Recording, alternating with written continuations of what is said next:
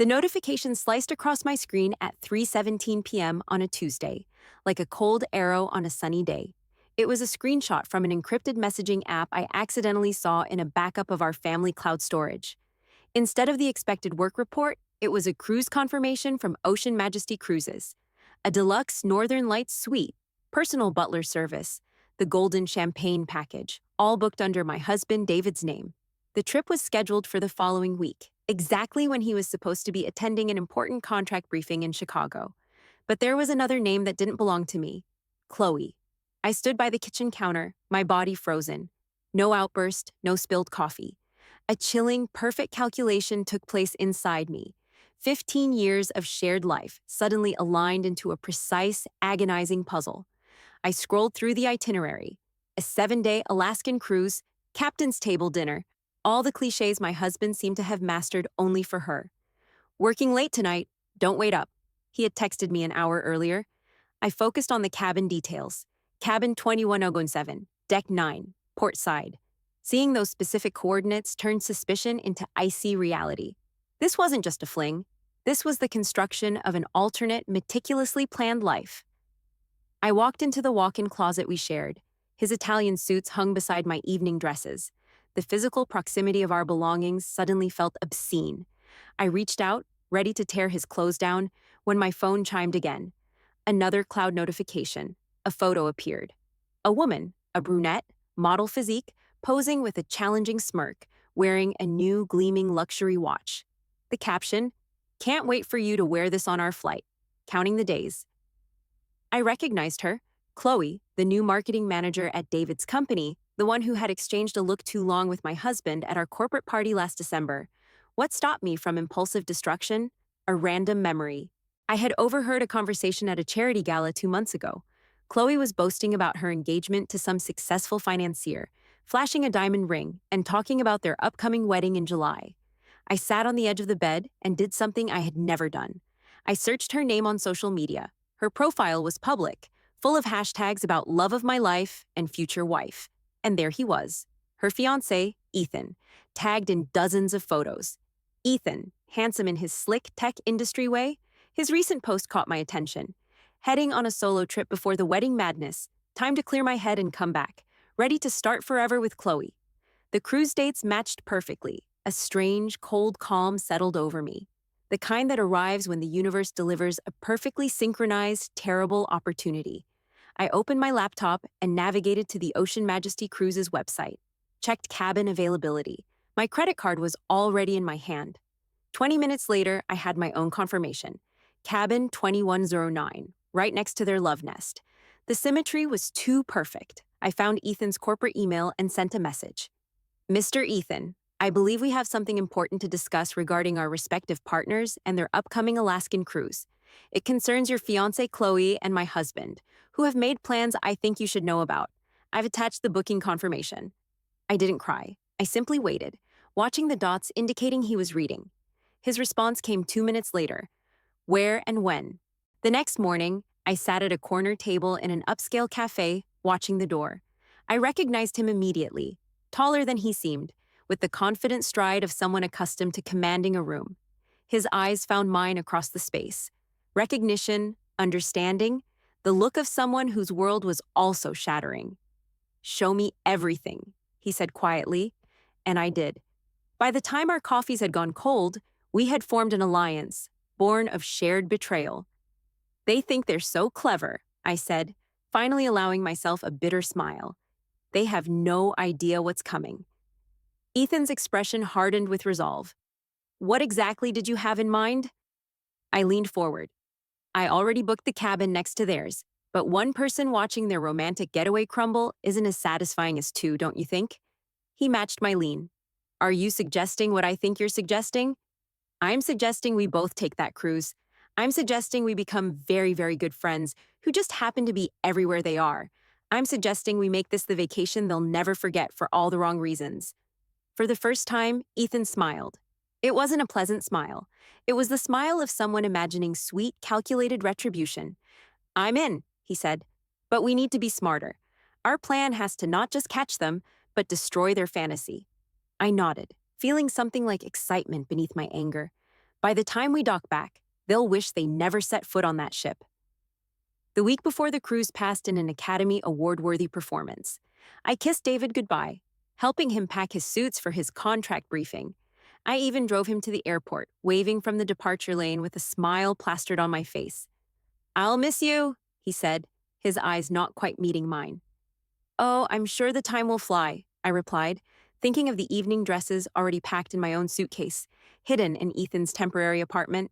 As soon as his plane took off, not to Chicago, but to Sky Harbor, I drove straight to the port.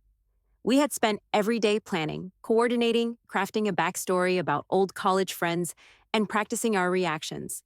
We booked identical excursions, including the glacier helicopter tour they had scheduled. "How are you feeling?" Ethan asked, briefly touching my shoulder as we checked in. "I keep alternating between wanting to cry and wanting to push them both overboard," I admitted. He nodded. "I've already looked up maritime law. Unfortunately, that would be frowned upon." That unexpected flash of dark humor made me laugh. We boarded separately, agreeing to meet later. I easily found my cabin, 2109, right next to where my husband would soon be embracing his lover. I pressed my ear to the adjoining wall. Empty for now.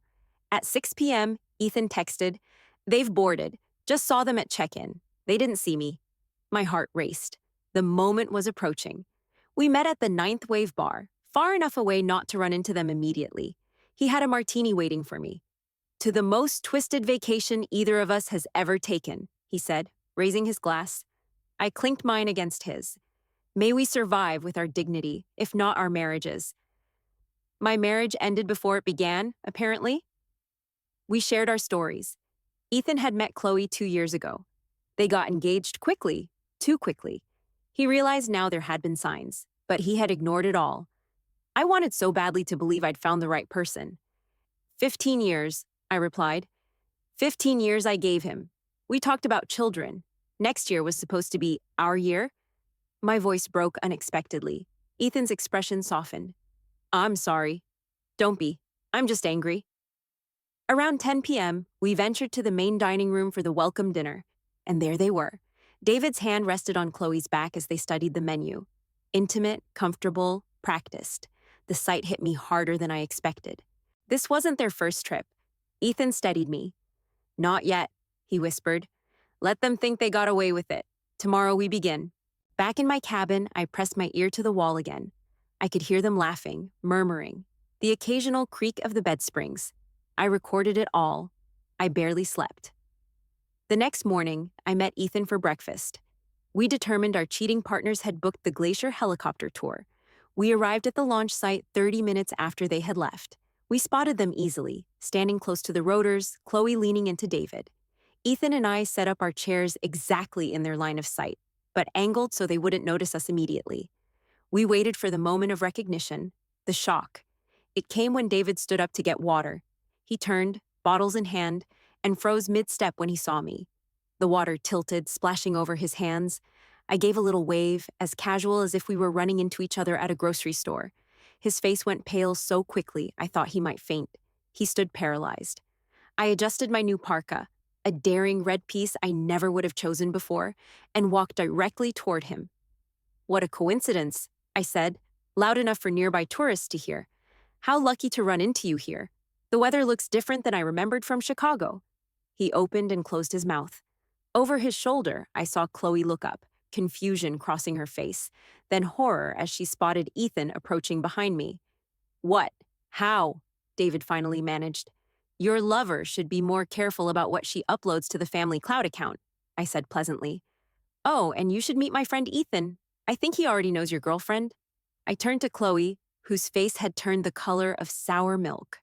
"That engagement ring looks beautiful in the sunlight. Does your fiancé know you're engaged? Or is that just a detail you've overlooked while planning your romantic getaway?" People were watching us now. "This isn't what it looks like," my husband finally said. "Really?" I pointed to his wet hands, then to Chloe's shocked face, then back at him. "Because it looks exactly like you're on a cruise with your lover while telling your wife you're at a contract briefing in Chicago."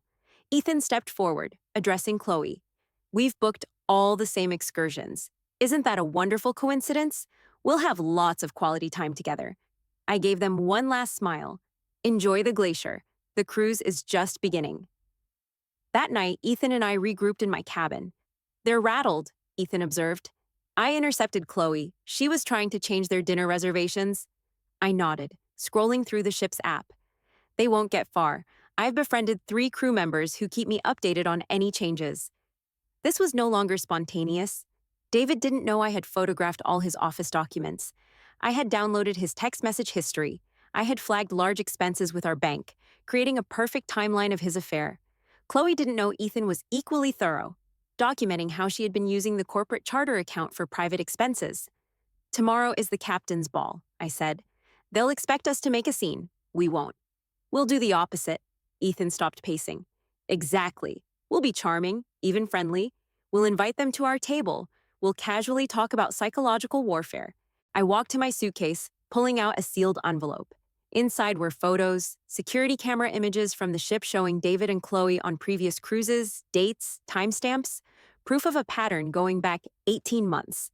I laid the photos chronologically. 8 cruises in 18 months, always with her, always during what he claimed were briefings. That's not a romance, that's a second relationship, Ethan whistled softly. Exactly. And tomorrow night, I want them to understand that we know everything. Not just this cruise, everything. The next day brought another shore excursion. Ethan and I arrived just as David and Chloe were boarding the tour bus. I smiled brightly and took the seat directly behind them. Good morning. Sleep well? Chloe stared straight ahead. Look, we can talk privately, my husband attempted a weak smile. Oh, we'll have plenty of time to talk, I assured him. For the captain's ball, I wore a black dress. Ethan wore a tailored suit. We entered the dining room deliberately, 15 minutes after they had been seated. May we join you? I asked, already pulling out a chair. Trapped by social convention, they shifted uncomfortably. Wonderful evening, isn't it? Ethan began. Chloe, that dress looks familiar. Didn't you wear it to the Henderson Gala last month? Her eyes widened slightly. I flagged down a waiter. Champagne for the table, please. We're celebrating. What exactly are we celebrating? David's expression darkened. I smiled, reaching into my purse to pull out the envelope of photos. Anniversaries. Specifically, the 18-month anniversary of your first cruise together? I placed the photos on the table. Alaska, March last year. Baltic, May. Mediterranean, July. I've always admired your consistency, I continued, my voice steady. Same cruise line, often the same cabin category, made tracking surprisingly easy. Chloe's hand trembled.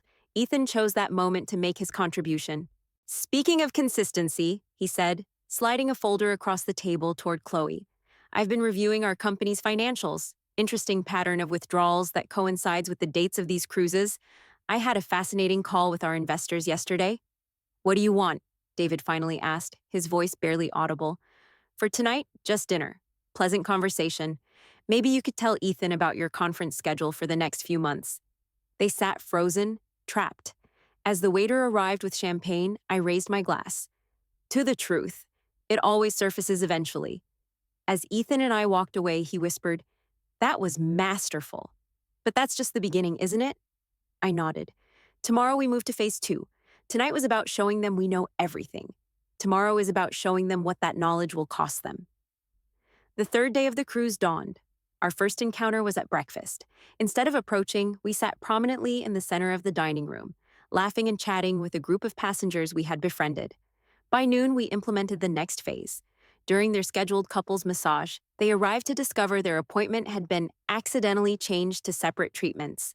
Meanwhile, Ethan and I enjoyed their original time slot, having befriended the spa manager. But the real turning point came that evening. The ship's program included a passenger dance contest. Ethan and I had signed up, and we had also entered David and Chloe's names without their knowledge. Our next contestants, announced the cruise director, join us celebrating a special occasion. Let's welcome David and Chloe. A spotlight swung to their table where they sat frozen in horror. We've heard they're celebrating 18 months of relationship bliss. Maybe they're feeling shy, Ethan called out. Maybe they'd feel more comfortable if we showed everyone photos of their celebration first. The large screen behind the stage lit up with images. The security camera photos from their previous cruises, interspersed with screenshots of their texts. Then the screen changed to show Chloe's engagement announcement post with Ethan, 6 months into her affair with my husband. The room fell silent as understanding gripped the audience. I think that's our cue, Ethan said, offering me his hand. We took to the dance floor, performing a tango we had practiced. When we finished, I saw David and Chloe slip out of the lounge, heads down. That night, we implemented the final stage. While they were arguing, I arranged for the shift's photography team to deliver a commemorative album to their cabin. Inside were professional photos taken throughout the cruise. Candid shots of their arguments, their tense body language, their discomfort. The album's title, engraved in elegant script, When Truth Surfaced, A Journey of Discovery. The culmination came the next morning as the ship prepared to dock. Attention passengers, David and Chloe, please report to the purser's office regarding an urgent matter with your disembarkation documents. When they arrived, they found not just the purser, but also a representative from the corporate office. Mr. David, Miss Chloe, the representative began, it has come to our attention that you may have used fraudulent information. Your booking indicates this trip was reserved through your company as a business expense. However, the nature of your stay appears to be personal. That's not, Chloe paled. Furthermore, the representative continued, there's the matter of using the corporate charter account for non-business expenses, which has been flagged by your company's compliance department. Ethan and I watched as David's professional world began collapsing. The evidence I had gathered had triggered an internal investigation. Meanwhile, Chloe received her own devastating news. Her access to their financial accounts had been frozen pending an audit directed by investors. As they stood there, their lives disintegrating, I stepped into their path. Enjoy the cruise? I asked, my voice steady. David looked at me with fear. This is just the beginning, I told him quietly. When we dock, you'll find your belongings packed at a hotel. The locks have been changed. Divorce papers are with my lawyer. I turned to Chloe. As for you, Ethan tells me he's been quite thorough in his communications with your wedding vendors. The thing about betrayal, I continued, addressing both of them, is that it shows who people really are. You both showed me exactly who you are. I'm just making sure everyone else sees it too. We walked away, leaving them in shock. That night, our final night, we dined at the captain's table, the reservation now transferred to us. Ethan raised his glass. To new beginnings, I clinked mine against his. And to truth, no matter how painful, always setting you free. 6 months after that fateful cruise, I stood on a different deck, the one belonging to my new waterfront condo. The divorce had been finalized with surprising speed. David hadn't contested any of my terms. His affair had cost him more than just his marriage. The ethics investigation had resulted in a demotion. Chloe's story had unraveled even more dramatically. The financial irregularities Ethan uncovered led to criminal charges. My phone chimed with a text from Ethan. Just landed, still on for lunch. Our relationship had evolved into something equally valuable, a genuine friendship, forged in the crucible of shared betrayal. He had relocated to open a new office for his thriving company in my coastal city. I texted back, see you at the Pier restaurant at 1. I reflected on how differently things had turned out. Neither of us had imagined emerging stronger. At our usual table on the patio, Ethan stood when he saw me. The Tokyo deal closed, he announced. The investors are thrilled. Congratulations, I raised my water glass. Not bad for someone whose fiancé tried to sink his company, he laughed. Speaking of sinking, did you hear anything about our favorite couple? I shook my head. David's lost weight and looks haunted. Ethan replied, Chloe's plea agreement was finalized. Probation, restitution, and community service. Her parents had to mortgage their house. We exchanged these updates not with malice, but with the detached interest of people who had moved beyond the need for revenge. I've been meaning to ask, Ethan said as we finished dessert. That cruise line sent me a promotional email yesterday. Caribbean itinerary special offer for holiday travel. I raised an eyebrow. Planning another revenge cruise so soon? Actually, he said, his expression turning serious, I was thinking about reclaiming the experience. A trip with no agenda or manipulation, just enjoyment. Would you consider coming as friends? I considered his offer. This unexpected invitation to revisit the scene of our strange alliance. 6 months ago, I would have recoiled. Now, I found myself nodding. I'd like that, I said simply. As we walked along the waterfront, I realized something profound had shifted. The cruise that was meant to expose betrayal had inadvertently revealed my own resilience. You know what? I said as we paused to watch sailboats. Sometimes I almost want to thank them. Ethan looked surprised. Thank them for what? For forcing me to become someone stronger than I ever knew I could be, for inadvertently introducing me to a true friend. So, Ethan said, checking his watch, I should head back for my conference call? But about that cruise? New Year's itinerary? I smiled, feeling a lightness that had once seemed impossible. New Year sounds perfect, an appropriate way to start the next chapter.